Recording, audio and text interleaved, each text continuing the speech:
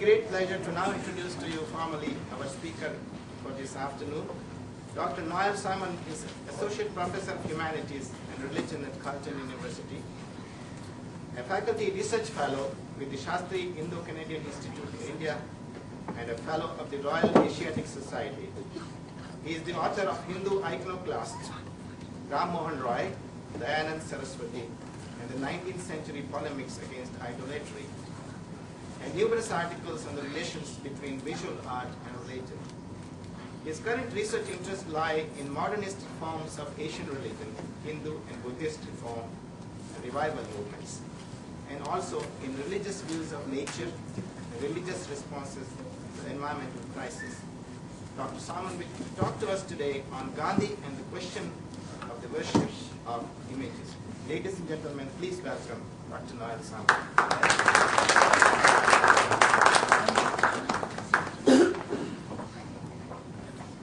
I'd also like to welcome you, and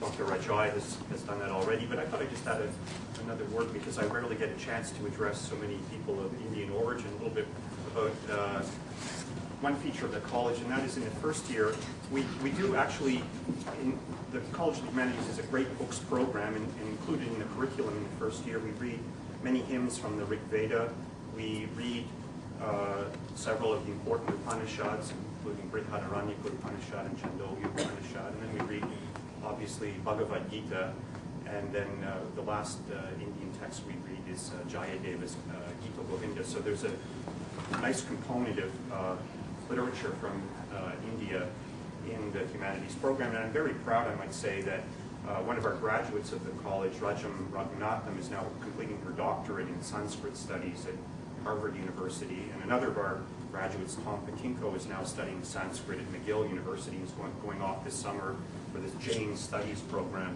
in India. So we definitely are trying to incorporate some of this great culture of India into the college's program. And so it's a special treat for me to have you come here this afternoon. So I'm going to talk about Gandhi and this particular question of the worship of images, which may seem like a strange topic, but I think the reason it's important is it's perhaps a lens into a very important feature of Gandhi's thought, and that is something that we all know and celebrate. Gandhi is a champion of religious tolerance and diversity, and as Dr. Kumar just said, this is something we badly need in the modern period. So I think this very particular topic of Murti Puja does give us good insight into Gandhi's commitment to tolerance. So I'll basically launch into the paper now. I'm going to be reading it primarily and reading a lot of quotations from Gandhiji himself, and I think that's probably in your interest as well, because you'd rather hear from Gandhiji than from me. Fundamentally, Gandhi exhibits some ambivalence or ambiguity vis-a-vis this question of the legitimacy of image worship. And I think one thing we have to recognize is that he's in many ways the heir of some of the reform movements of the 18th and 19th century. And John mentioned that I wrote on that in my book on Hindu image worship and its controversies. And two of the best known of Hindu reformers in the 19th century, that is Ram Mohan Roy and Dayananda Saraswati, seem to single out the question of the worship of images as something highly problematic.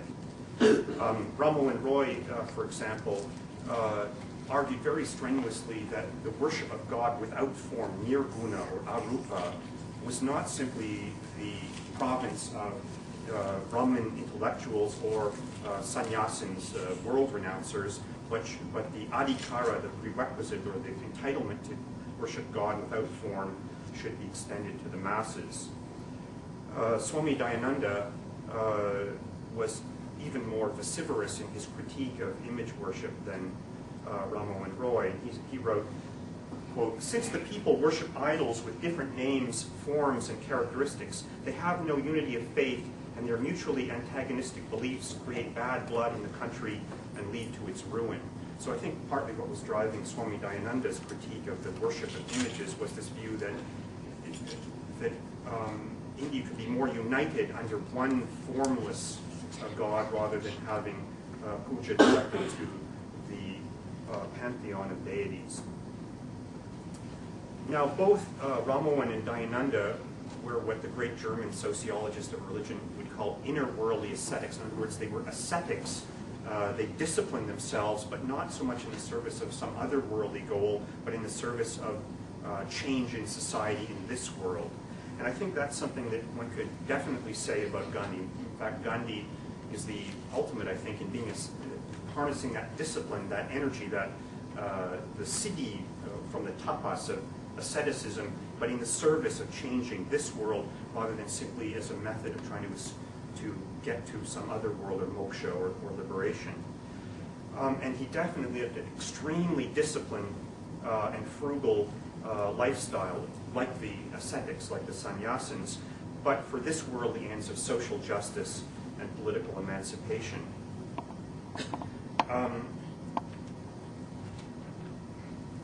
Now, he would not, though, go along with Dayananda or Ramowan Roy in condemning image worship.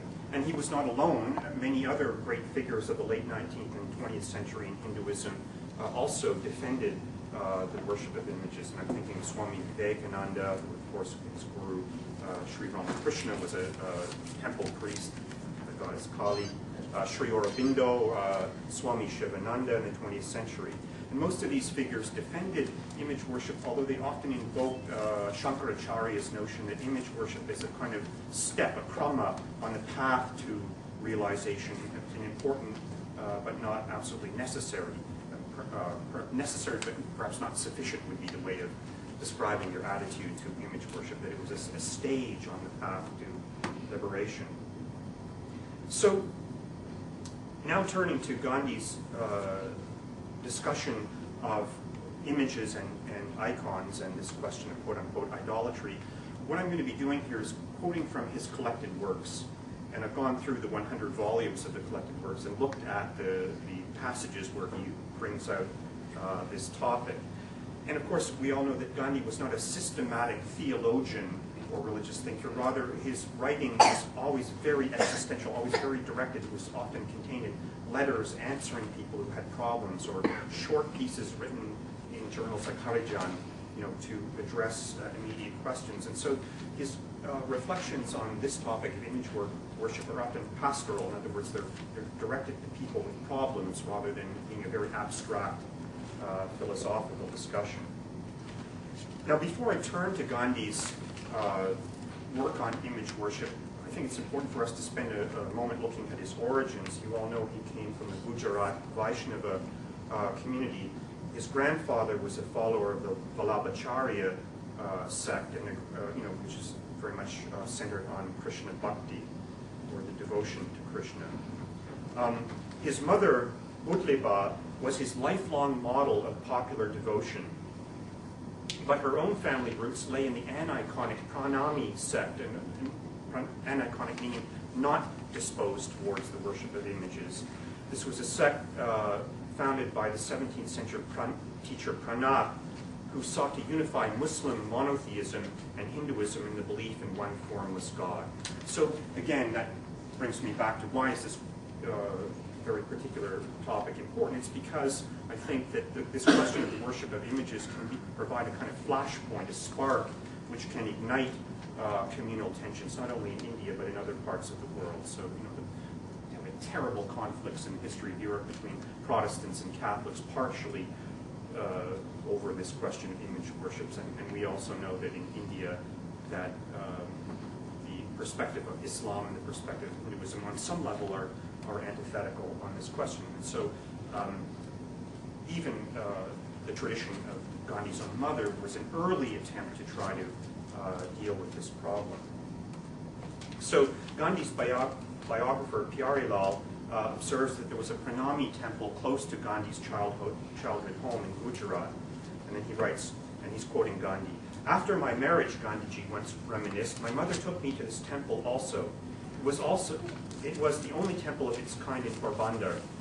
He had forgotten the exact details of the temple building," he said, Pyari Lal, "but he had a distinct recollection that, quote, there were no idols or images in it, and on the walls there was writing that looked very much like the text of the Quran.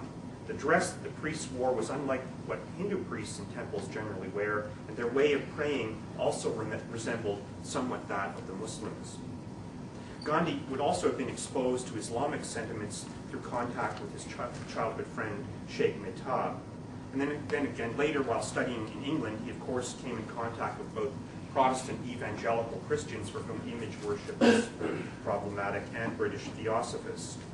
And so I think when he goes back to India after being in England and South Africa, he wants to carve out regain his true Indian identity, but he's going to try to integrate some of this exposure to non-Indian and non-Hindu faiths.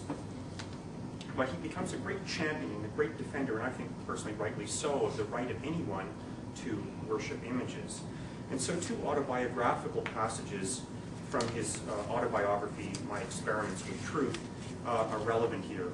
One describes a visit in 1890 to a church in Paris, and he contrasts the, quote, fashions and frivolity of the city that he'd read about with his experiences of visiting churches in Paris. And he writes, "The feeling I had then has since been growing on me that all this kneeling in prayer," he's talking about visiting Notre Dame Church in Paris, "all this kneeling in prayer could not be mere superstition. The devout souls kneeling before the Virgin could not be worshipping mere marble. They were fired with genuine devotion, and they worshipped not stone, but the divinity of which it was symbolic. I have an impression that I felt then that by this worship they were not detracting from, but increasing the glory of God." And now I want to fast forward 35 years later. He visits the great shore temple of Kanyakumari in 1925, the very southern tip of India. And he says, "I did not pity the ignorance of the idolatrous Hindu, but on the contrary realized his wisdom. By discovering the way of image worship, he has not multiplied the one God into many, but realized the fact and shown it to the world that man can worship, and he will continue to worship, God in his diverse forms." And I think that's a very standard Hindu view. Back in the Rig Veda we read, "Ekam sadvipra bahura vadanti." The truth is one, but the wise speak of it and see it under many names and many forms. So this defense of Hindu practice is based on an affirmation or celebration of the Hindu proclivity for plurality of expression. And he says that we should extend this and realize that all religions need to have tangible objects of worship. So he writes, "Although Christians and Muslims do not regard themselves as idolaters, nevertheless, those who worship their ideals are also idol worshippers. A mosque or a church also involved a form of image worship. Imagining that one can become more holy only by going to these places is a form of idol worship, and there is no harm in such a belief. Even the faith that God is revealed only in the Quran or the Bible is idol worship, and an innocent one. The Hindu goes further and says that everyone should worship God in the form he likes. Even a person who makes an idol of stone or gold or silver, and after attributing divinity to it, purifies himself by meditating on it, will be fully qualified to attain moksha. While circumambulating the temple, all this became clearer to me." He's talking about this visit to Kanyakumari in the south of India. So thus, in this quotation, Gandhi repudiates the notion that of Hindu polytheism, because God is one, Bhagwan Eke, or Ekam Sadvipra, and makes an argument fundamental to his writings on the subject of image worship, namely that all religions or religious communities utilize concrete and tangible symbols or architectural sites. And as such, it is unavoidable and permissible employment of, quote, idols. Now, he got into a conversation on this topic with a Roman Catholic priest in India, and the priest had said that, the priest invoked this distinction in Catholic thought between what the Catholics call latria, worship, and dulia, or veneration. And so they would say we only show worship to God, but we can show veneration to the saints. And so the priest writes to Gandhi and he says, "I keep my mother's photo and kiss it in veneration of her, but I do not worship it, nor do I worship the saints. When I worship God, I acknowledge him as creator and greater than any human being." And Gandhiji writes back, Even so, it is not the stone we worship, but it is God we worship in images of stone or metal, however crude they may be. The priest retorts, but the villagers worship stones as God. Gandhi, no, I tell you, they do not worship anything that is less than God. When you kneel before Virgin Mary and ask for her intercession, what do? You ask to establish contact with God through her. Even so, a Hindu seeks to establish contact with God through a stone image. I can understand you are asking for the Virgin's intercession. Why are Muslims filled with awe and exaltation when they enter a mosque? Why? Is not the whole universe a mosque? And what about the magnificent canopy of heaven that spreads over you? Is it any less than a mosque? But I understand and sympathize with the Muslims. It is their way of approach to God. The Hindus have their own way of approach to the same eternal being. Our media of approach are different, but that does not make him any different. So Gandhi, in these writings, is aware of this critique of Hinduism offered by the 19th century Hindu reformers like Dayananda and Ramo, and he's also aware of the critique of Muslims and Christians, especially Protestant Christians. But he's very much concerned to assert his Hindu identity.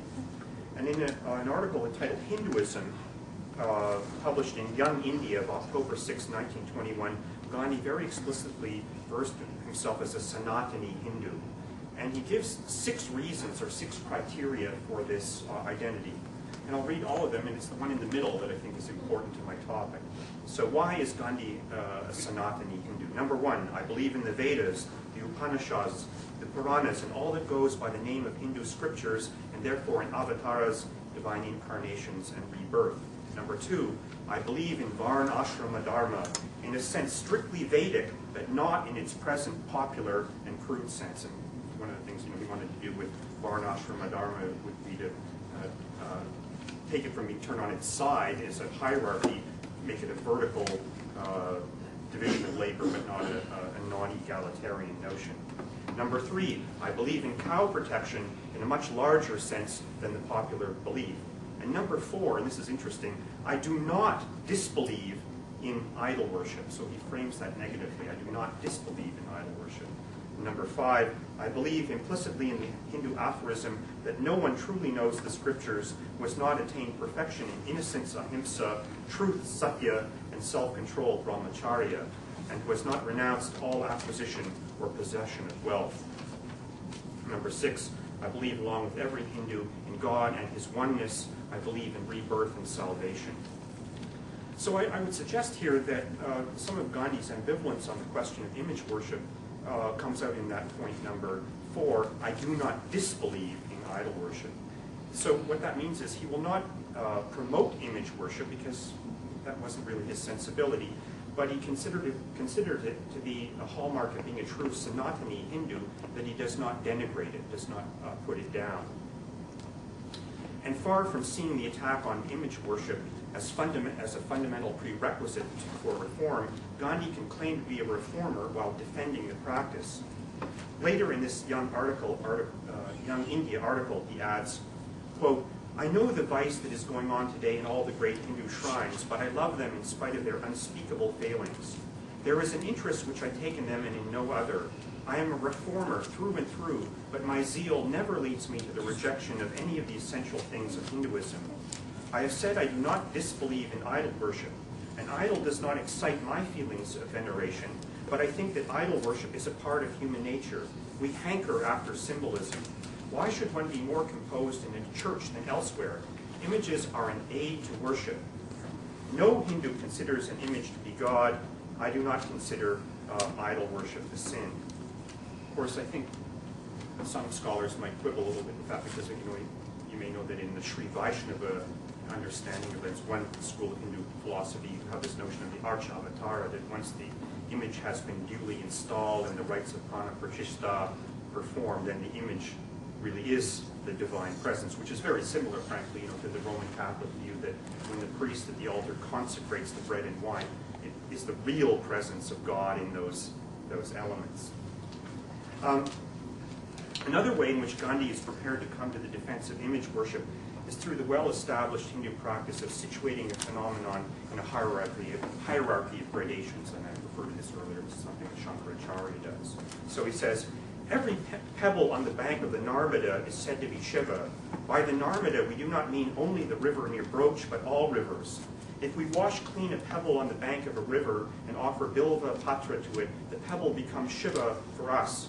Going a step further, if we take a lump of earth and mold it into the shape of a Shivalinga, it also becomes Shiva for us.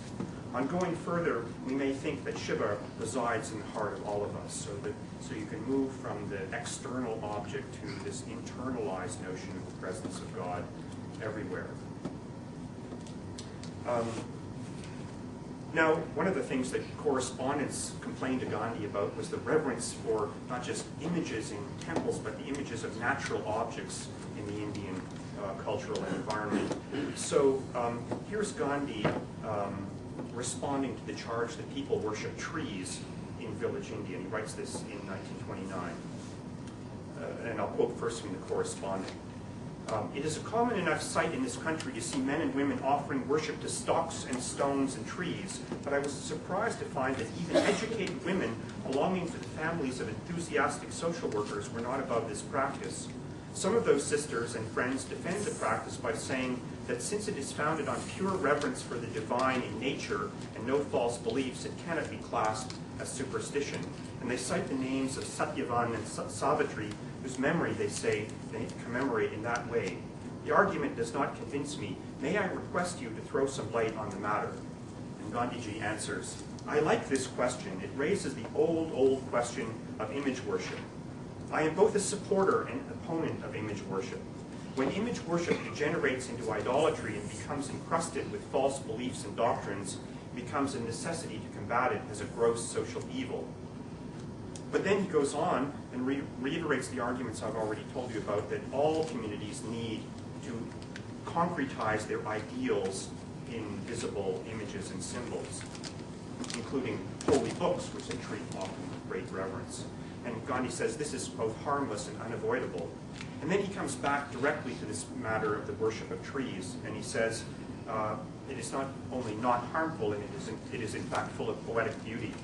And so Gandhi writes, it symbolizes the true reverence for the entire vegetable kingdom, which with its endless panorama of beautiful shapes and forms declares to us, as it were, with a million tongues, the greatness and glory of God.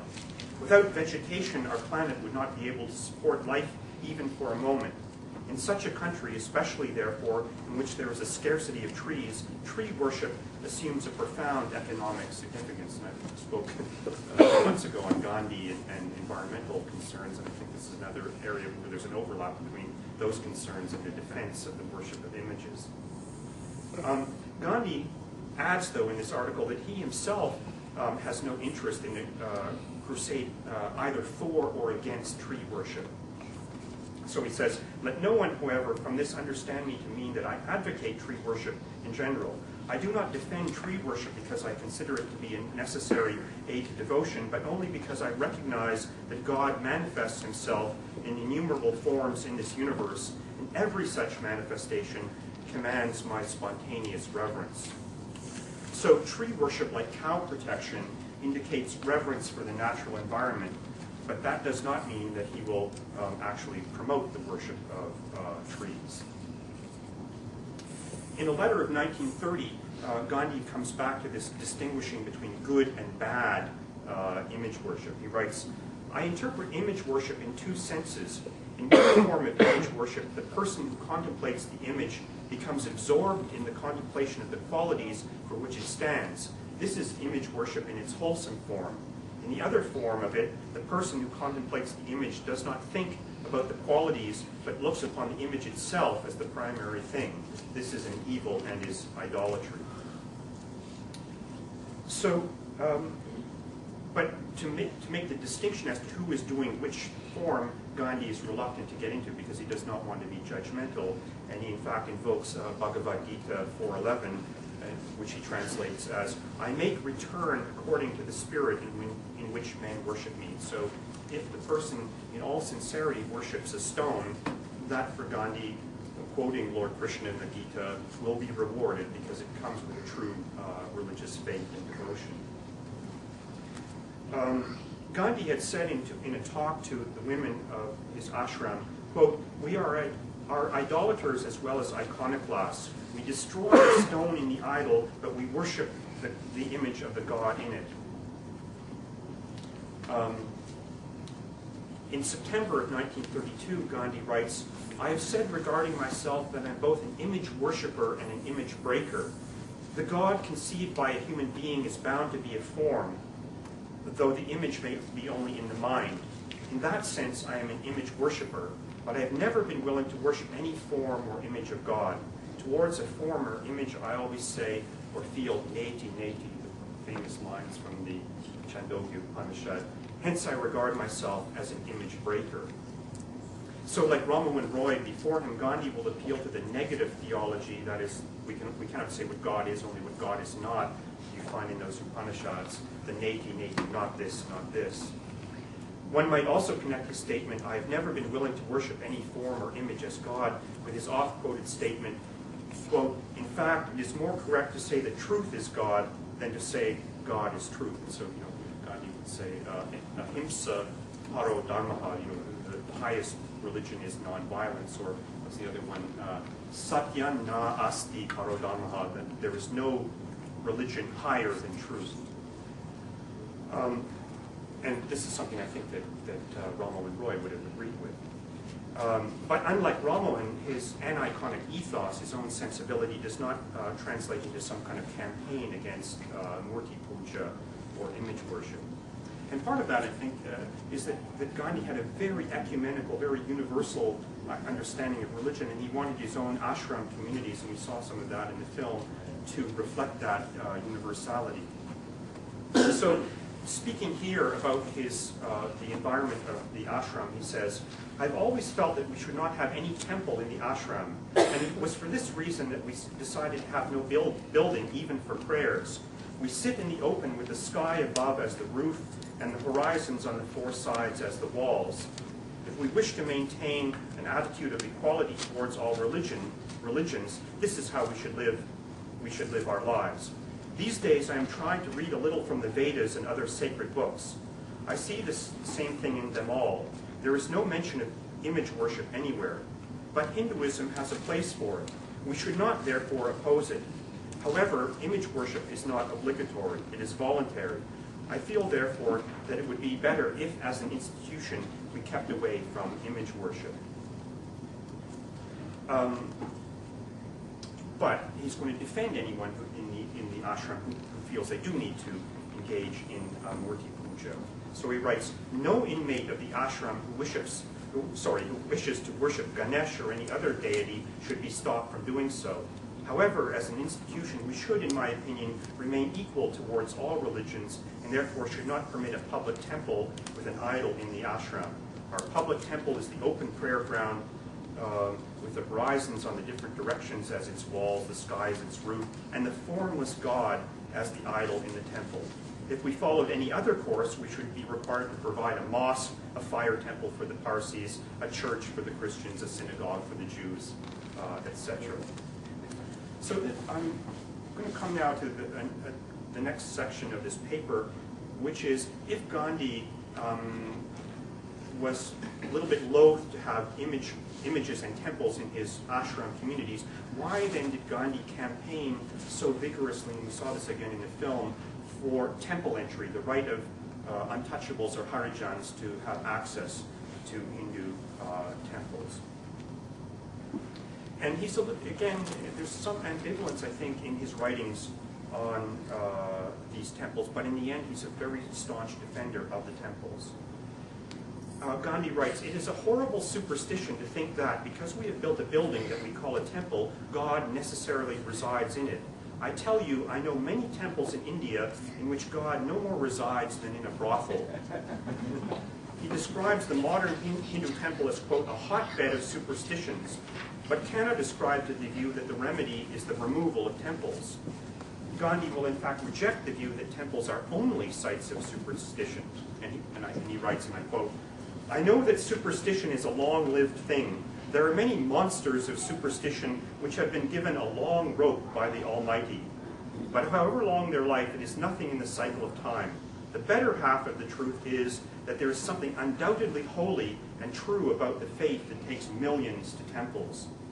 And so he's going to defend the view that temples can be a genuine site for piety. And so that's why he's going to campaign to have open access to the temples for all members of the community. So I don't think I should rehearse the struggle for temple entry. T.K. Madhavan had raised it as early as 1917, but Gandhi picks this up as a kind of linchpin of his reform movement into India.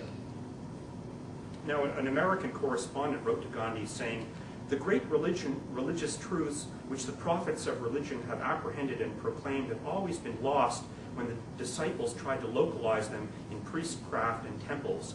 I consider temples, mosques, and churches to be a prostitution of religion." To this, Gandhi replies that all religions have houses of God, whatever name is given to them, and that the task is to reform the temples of corruption, not to get rid of the temples themselves. And then in a personal admission, he adds, "I have ceased to visit temples for years, but I do not regard myself as a better person than before. My mother never missed going to the temple when she was in a fit state to go there. Probably her faith was far greater than mine, though I do not visit temples. There are millions whose faith is sustained through these temples, churches, and mosques. They are not blind followers of a superstition, nor are they fanatics. Superstition and fanaticism are not their monopoly. These vices have their roots in our hearts and minds." And I think this is an important point of Gandhi, that fanaticism is not not simply the province of those who worship images. Fanaticism can be also the province of those who say that image worship is completely out of court. So I think I'm going to move a little bit forward here. One of the defenses of image worship that Gandhi invokes is the first lines of the Ishopanishad, which he regards as the summation of Hinduism, and probably many of you know this better than me. Forgive my pronunciation. Isha vasyam idam sarvam yatkim cha jagatyam jagat, and goes on tena tyaktena punjita, etc.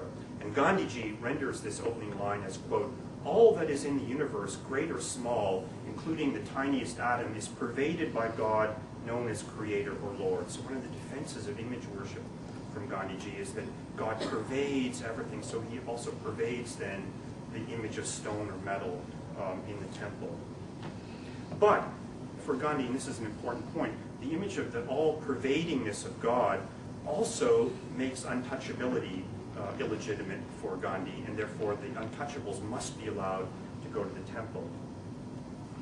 So he says later in a speech, "I tell you, therefore, that the mantra from the Ishopanishad holds good.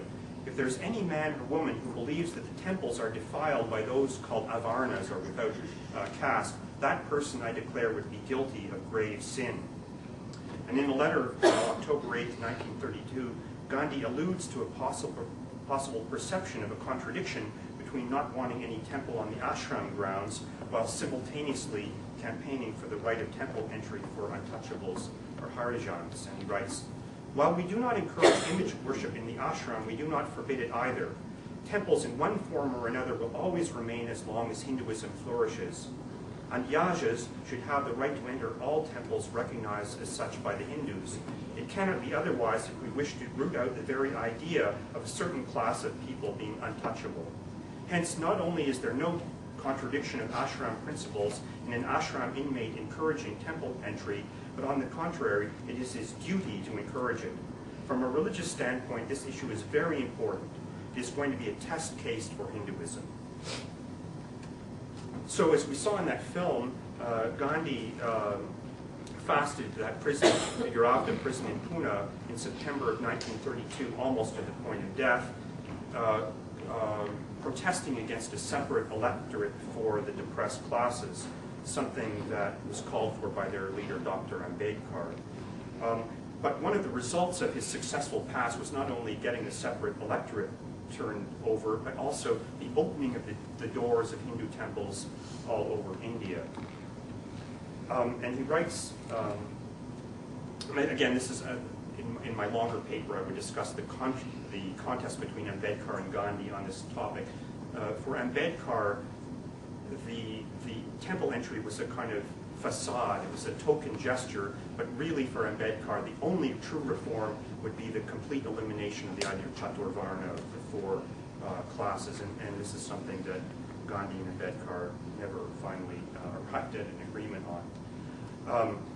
But the fast, as I said, was successful in opening all of these temples, including the Kali temple in Calcutta. Now, again, someone wrote to Gandhi on this question of temple entry with the Viceroy's bill in the temple entry bill in the background. So the question comes to Gandhi: do you keep any idol of Sri Rama or Sri Krishna when you offer prayers in the morning and at night? Answer: no. Are you a staunch believer in idol worship? Gandhi: yes. Do you believe it necessary to go to a temple for darshan of the images for attaining emancipation and for acquiring supreme love of God? Gandhi: no. How often have you visited the Hindu temples for the darshan of idols during the last 16 years? Gandhi: I have visited them so often in the course of my tours that I cannot count the number of times. So there he's saying, no, I don't worship a visible image of Rama or Krishna, but I absolutely defend the right of anyone else to do so, and I find it absolutely crucial that any member of social class in the community has access to the temples. So this is an absolute linchpin for Gandhi, as I said, in the reform of Hinduism. And I think the next quote I'll give you is I think, very powerful in this regard. This is a speech published in the Harijan of June 1936. Gandhi writes, I will take by way of illustration the greatest temple known all over the world, that is Kashi Vishwanath, the great Shiva temple in Benares. Gandhi continues, the Lord who is supposed to reside there is known as the Lord of the world, Vishwanath, the Vishwa Shiva. And yet, in the very name of that Vishwanath, the Savarna, the caste Hindus, have the impudence to say to the Harijans, you shall not come to this temple. I am here to tell you that so long as the doors of the Benares temple are closed against a single Harijan, Kashi Vishwanath does not reside in the temple, and I could not possibly approach that temple with a belief in its sanctity or in the faith that by worshiping there I should be purified of my sins. So in a sense, what's I think clear for Gandhi is that this removal of barriers of access by the Harijans to the temples is the hallmark of a purification of the Hindu community. So, and this is interesting because in a way, in a sense, you see, Ramohan Roy and Dayananda felt that image worship had sort of corrupted Hinduism. For Gandhi, it's not the image worship that's corrupted Hinduism, it's this barrier against untouchables that has been the source of pollution. And it's a very interesting transformation of the idea of purity and pollution. So Gandhi is saying that all people, no matter their social status, have the adhikara, the entitlement to worship the God with form. That is the installed murti in the temple. And that he says that the rite of prana pratishtha, the installing of God in the temple, only comes about when all discrimination is removed. So I'm going to end now with looking at Gandhi himself as an image or an icon. We have such an icon there, but Gandhi says that it's only after death that it's legitimate to make such an icon, and I think you may agree when you hear what he has to say about it. So the focus of this part of the discussion is that Gandhi himself becomes an object of darshan. And as early as 1919 in the Punjab, Gandhi was mobbed by people seeking to see him to get the auspicious sight of the holy man. And while embarrassed at this, he was reluctant to utterly condemn it because the masses had a legitimate need to see their hero. Now, his biographer, Pyari Lal, describes scenes during the last years of Gandhi when he was, as we saw in the film, touring Bengal, trying to put the lid on the terrible sectarian violence that was breaking out.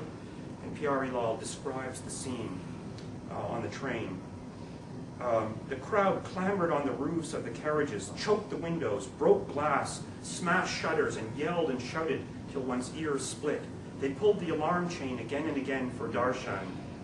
But when it was proposed to him, that is Gandhi, that the lights be switched off to discourage darshan seekers, he, that is Gandhi, turned down the suggestion by saying that the simple faith of the masses demanded that he should serve them with the last ounce of his energy. So his entourage is trying to protect him from this onslaught of people wanting to get the auspicious sight of the God-man.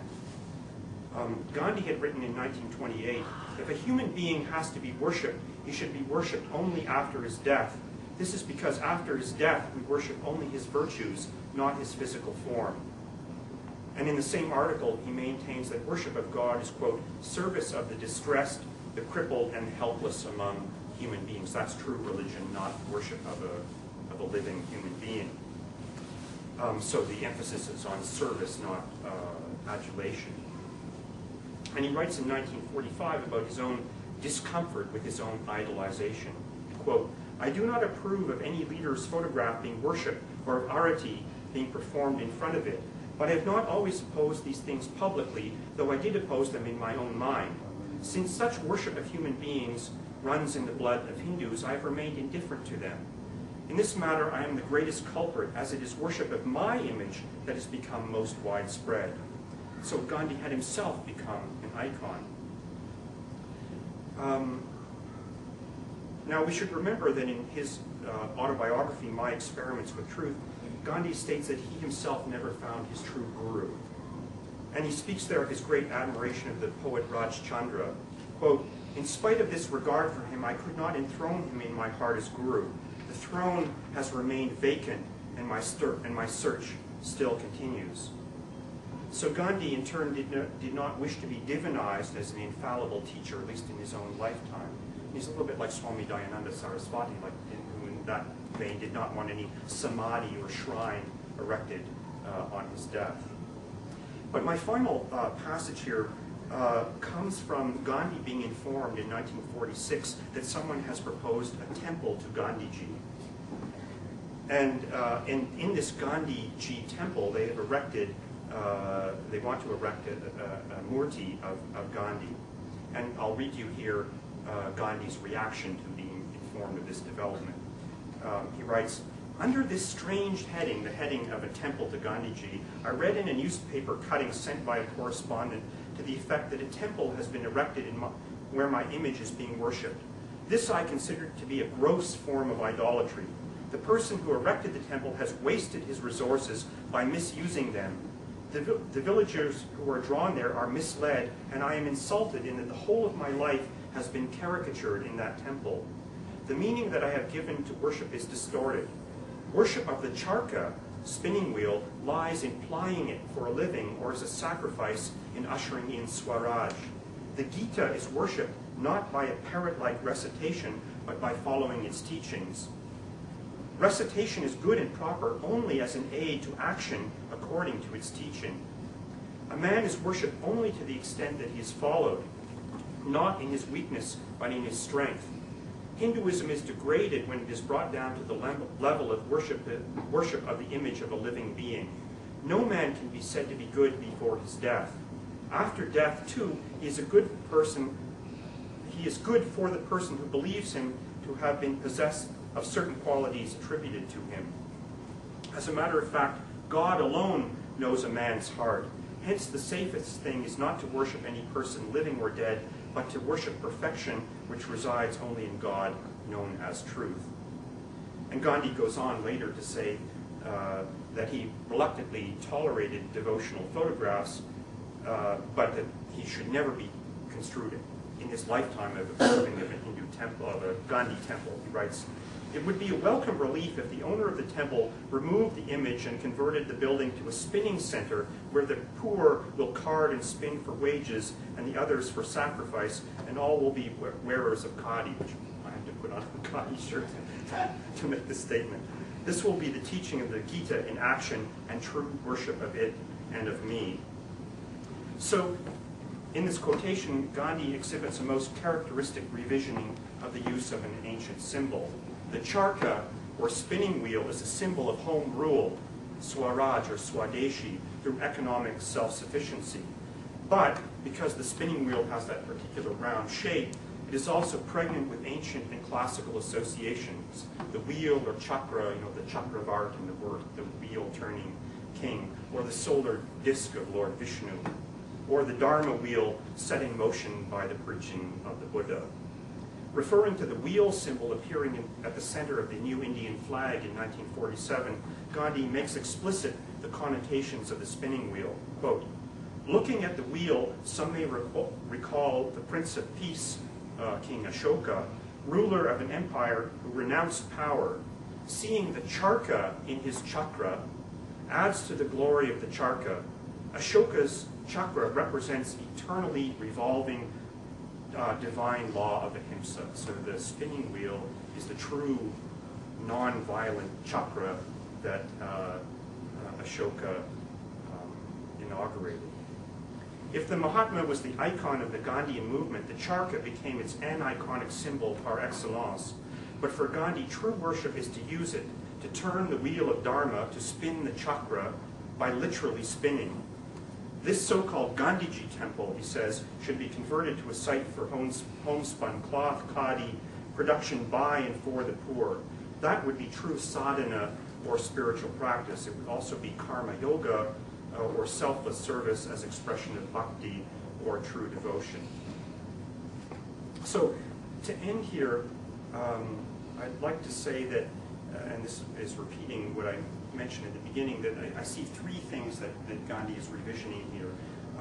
One is the notion of adhikara, entitlement. And he's going to say everybody should be entitled to worship the God they want in the form they want, either formless or with form. And the linchpin of that was temple entry for untouchables. The second thing he revisions is this notion of prana pratishtha, the literal enlivening of the image in its ritual consecration, the installing of the vital breath in the arch avatara. He says that can only come about when all discrimination is removed from the tradition. And then finally, this idea that something taught very much by Swami Dayananda, this idea of shuddha, purity, or shuddhi, the purification, that true purification only comes when all discrimination and intolerance is removed from the community. So, thank you very much.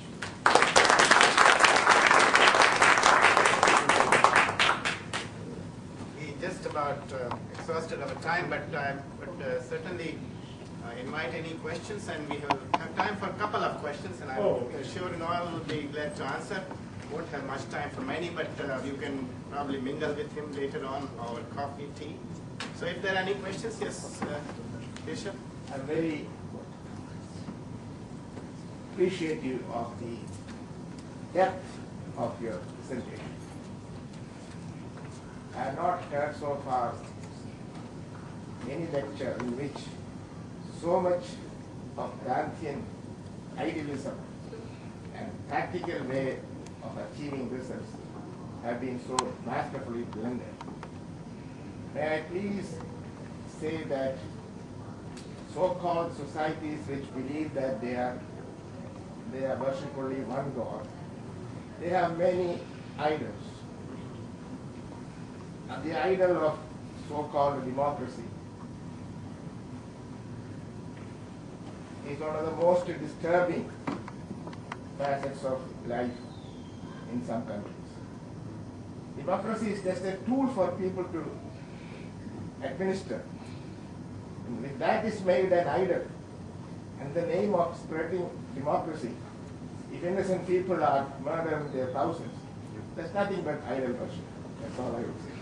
Thank you, and I think Gandhi would agree with that. He said that truly the most insidious idolatry is the person who thinks that they're completely free of idols, is some kind of fanatical commitment to a certain notion which they can then apply in a most violent manner. And I think he would agree with that. One more question. Beautiful speech. Thanks a lot. I just wanted to ask, what did Gandhi think about the atheists? Those who did not believe in any form of God or any form of worship. That's a very good question, and I can't honestly remember a sustained discussion that I've read by Gandhi on that topic, but I think his tolerance would include people who would fall under the rubric of secular humanism, who were trying to live up to the ideal of human rights and general human well-being without invoking some supernatural or transcendental source for that commitment. So my assumption just would be that Gandhi would have respect for those who truly come to that perspective. Since we are out of time, we'll probably stop our questions here. Thank you very much, Noel, for this wonderful speech. And as a token of our appreciation, we have something for you. This is a book by Rabindranath Tagore, whom we saw in the film as well. And as you all know, of course, Rabindranath Tagore was the Nobel laureate for literature from India. And in 1930, he was invited to deliver the Hibbert Lectures at Oxford. And this was after he had already won the Nobel Prize. And this book, which is A Religion of Men, written by Rabindranath Tagore, is a sort of biography, autobiography, but also it's based on the Hibbert Lectures that were delivered by him. Well, thank you very much. I had the opportunity to visit Shanti Niketan about 3 years ago, so that's wonderful. Thank you very so much. Thank you. I will invite, ask Anil to propose a word of thanks.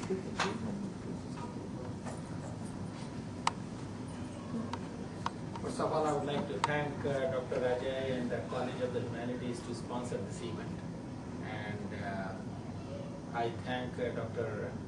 Salmond to accept the invitation to be a speaker at this event. And I thank you all for joining us. And finally, I want to thank Mr. Annamalai for cooking all the refreshments for today. So I invite you all to join us in the next room for the refreshments. Sneh?